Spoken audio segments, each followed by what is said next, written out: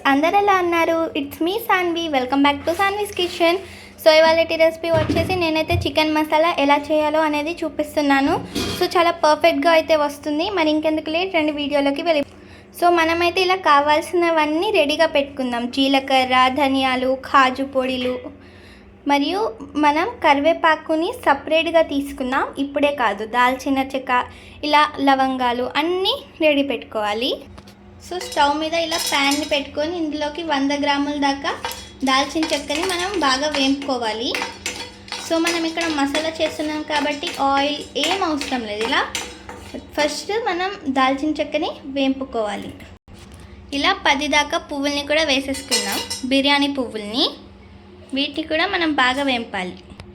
So ఇలా 10 దాకా లవంగాల్ని కూడా వేసేసుకుందాం.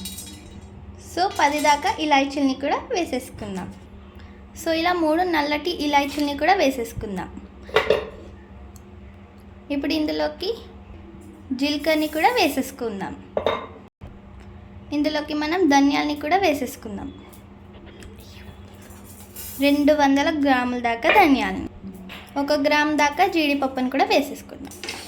ఇలా మనం వీటిని బాగా వేపుకోవాలి. సో మనకి ఇక్కడ జీలకర్ర అనేది పూర్తిగా మాడిపోకూడదు. సో మనం అలా వేపుకోవాలి.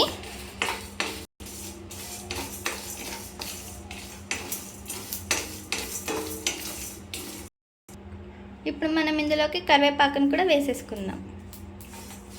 ఇప్పుడు మనం వీటిని బాగా ఫ్రై చేసుకుందాం.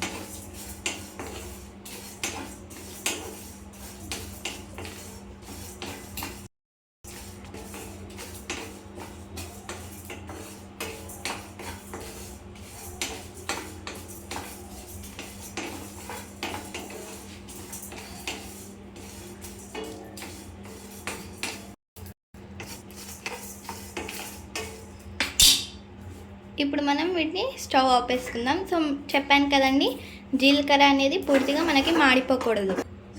సో ఇప్పుడు మనం వీటిని ఒక గిన్నెలోకి తీసుకుందాం. సో మనం ఇవి చల్లారేంత వరకు మనం వెయిట్ చేయాలి. చల్లారిన తర్వాత మనం వీటిని మిక్సీ అయితే పట్టేసుకోవాలి.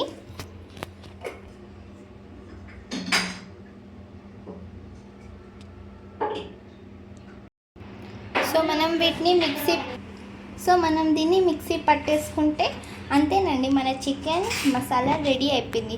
మీకు ఈ రెసిపీ ఎలా ఉందో కామెంట్ చేసి, లైక్ చేసి, సబ్స్క్రైబ్ చేయండి. Thank you for watching.